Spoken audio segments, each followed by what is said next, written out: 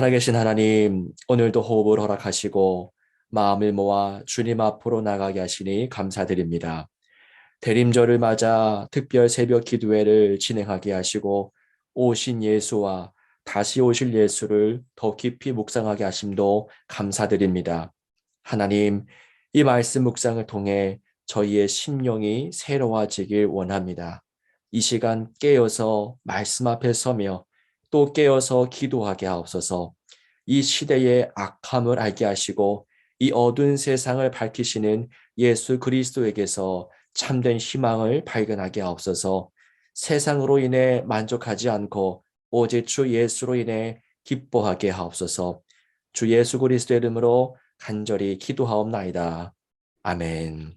오늘 우리에게 주시는 하나님의 말씀은 마태복음 1장 1절에서 6절 그리고 16절에서 17절까지 말씀입니다. 이 말씀을 제가 봉독해 올리겠습니다. 아브라함과 다윗의 자손 예수 그리스도의 계보라. 아브라함이 이삭을 낳고 이삭은 야곱을 낳고 야곱은 유다와 그의 형제들을 낳고 유다는 다말에게서 베레스와 세라를 낳고 베레스는 헤스론을 낳고 헤스론은 람을 낳고 람은 아미나답을 낳고 아미나답은 나손을 낳고 나손은 살몬을 낳고 살몬은 라합에게서 보아스를 낳고 보아스는 루색에서 오벳을 낳고 오벳은 이새를 낳고 이새는 다윗 왕을 낳으니라. 다윗은 우리야의 아내에게서 솔로몬을 낳고 야곱은 마리아의 남편 요셉을 낳았으니 마리아에게서 그리스도라 칭하는 예수가 나시니라. 그런즉 모든 대수가 아브라함부터 다윗까지 14대요.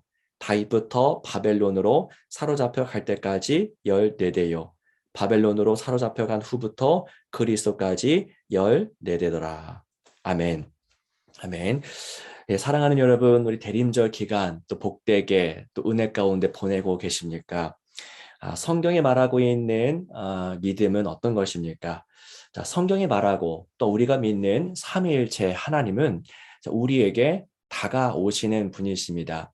세상의 수많은 종교들과 철학과 사상들은 우리가 진리 체계 안에 들어가야 된다, 우리가 가야 된다라고 말하지만 성경은 기본적으로 우리가 가기 전에 하나님 우리에게 다가와 주셨다라는 사실을 분명하게 말하고 있죠. 삼위일체 하나님 가운데 제2위인 성자 하나님은 특별히 우리와 똑같은 몸을 입고서 이 땅에 오신 분이십니다. 사랑하는 여러분, 이것 자체가 우리에게 놀라운 은혜가 되고 위로가 됩니다. 예수 그리스도는 하나님의 계시의 절정이라고 부르죠. 하나님은 역사 가운데 다양한 방식과 통로를 통해서 자기를 계시해 주셨는데 그 중에 가장 명확하고 가장 선명하고 또 가장 강력했던 계시가 바로 예수 그리스도이십니다. 오늘 본문의 말씀은 예수님의 족보입니다. 자, 집에 족보가 있는 경우가 있지요.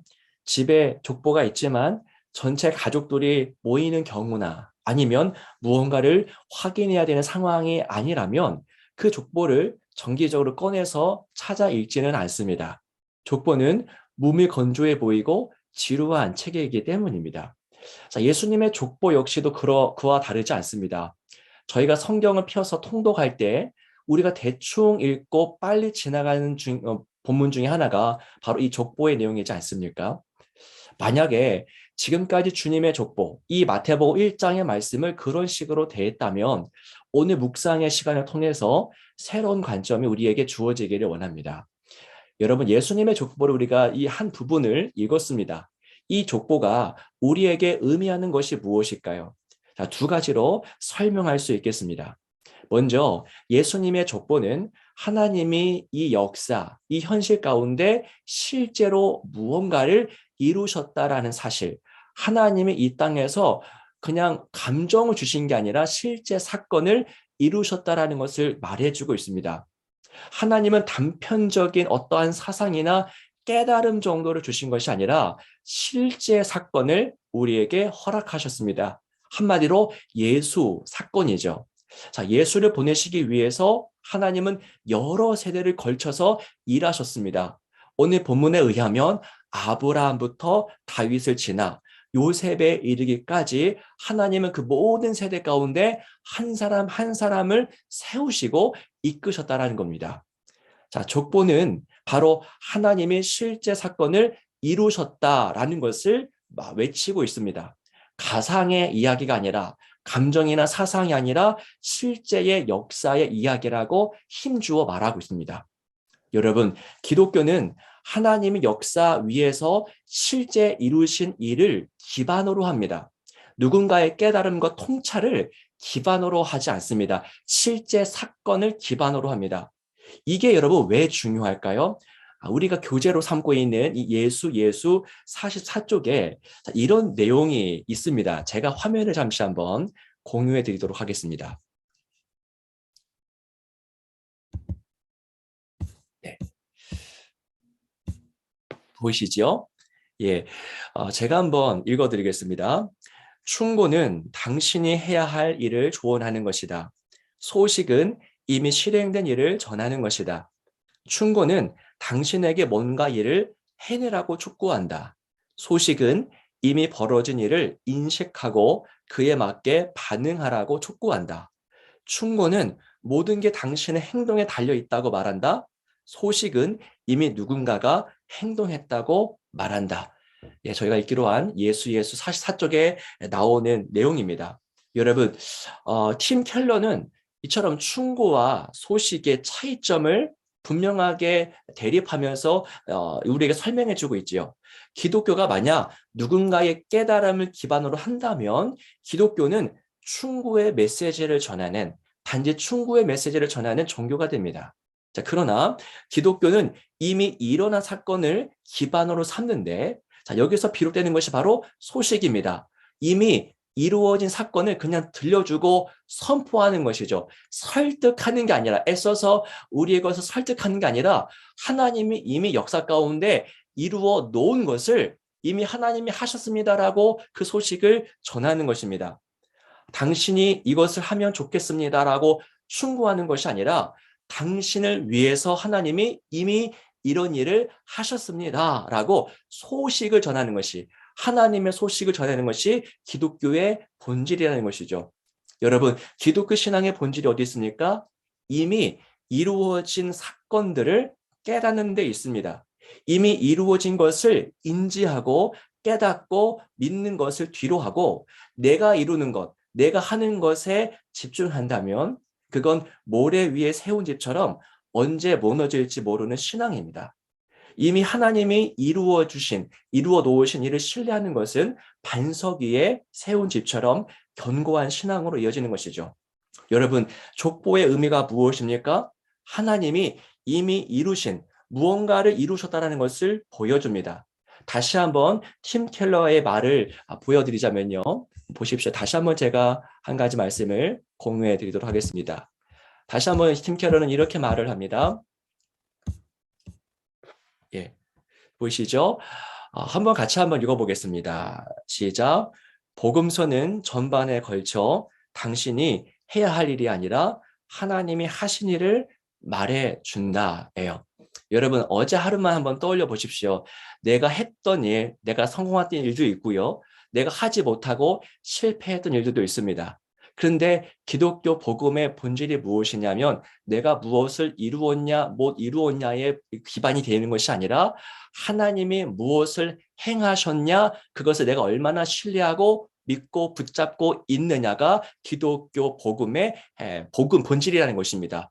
그래서 이 족보가 나와 있는 겁니다. 족보는 하나님이 여러 세대 동안에 무엇을 행해 오셨는가, 그 사실, 사건에 대해서 말해주고 있습니다. 저와 여러분들이 이 족보를 통해서 바로 하나님이 이루신 일, 그 사건 위에 우리 신앙을 올려두기를 소망합니다.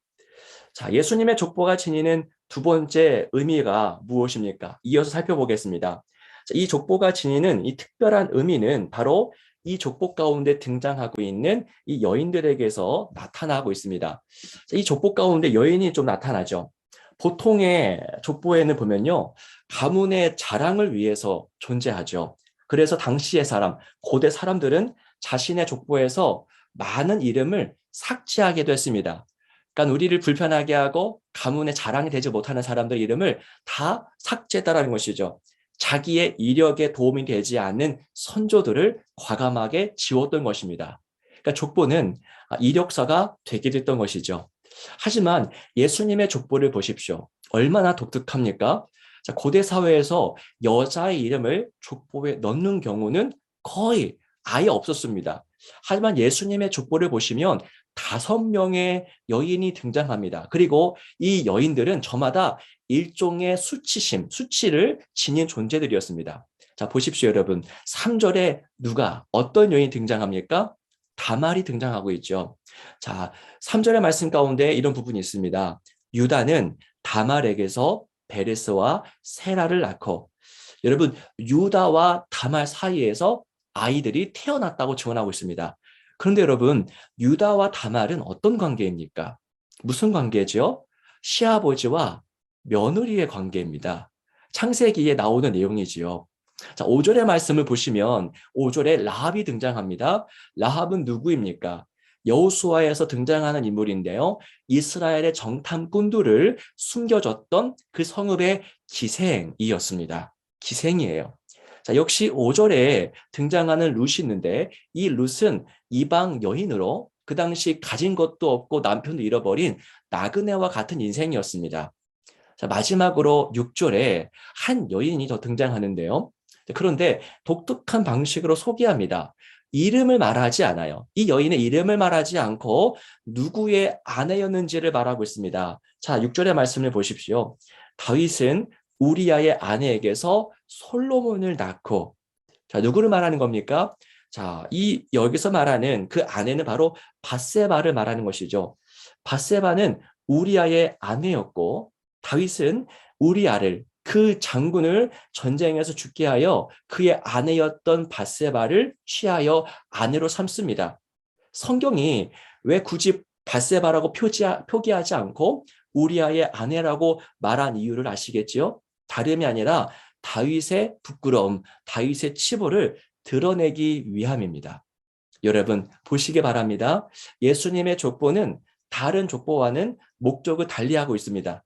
다른 가문의 족보는 그 가문의 자랑을 위해서 존재했지만 예수님의 족보는 자랑을 목적으로 하지 않습니다. 오히려 예수님 가문의 치부와 실수와 연약함을 고스란히 드러내고 있습니다. 아주 극명하게 나타내고 있습니다. 자, 무엇을 뜻하는 것일까요? 하나님은 인간이 가진 능력을 기반으로 해서 역사하지 않는다라는 것을 의미합니다. 인간이 자신의 가문을 명문으로 유지해야만 하나님이 그 가문을 통해서 놀라운 일을 행하실 수 있는 것이 아니라는 겁니다. 예수님의 족보를 보십시오. 흠 많습니다. 부끄러움 너무나 많습니다. 여러분, 저도 어렸을 때부터 교회에서 자라면서 이런 말을 너무나 많이 들었습니다. 하나님은 준비된 자를 쓰신다. 그러니까 열심히 준비해 두어라. 여러분, 과연 그 말이 어느 정도 진실일까요? 과연 그 말이 하나님의 성품을 온전하게 반영하는 말이라 할 수 있을까요? 하나님은 준비된 사람이 없으면 아무 일도 못하시는 무능한 분이실까요? 여러분, 성경을 보십시오. 왕궁에서 도망쳐서 40년간 백수 생활을 했던 모세는 어떤 준비가 되어서 쓰임받았던 것일까요?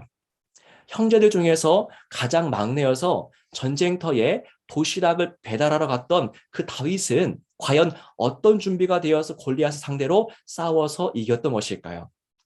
두려움이 너무나 많아서 포도주 틀에서 숨어 들어갔던 그 기드온은 과연 어떤 준비를 했기에 미디안 적들을 무너뜨렸던 것일까요?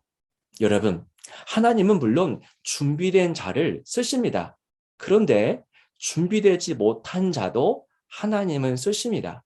즉, 하나님은 인간이 지는 조건에 갇히는 분이 아니라는 사실입니다.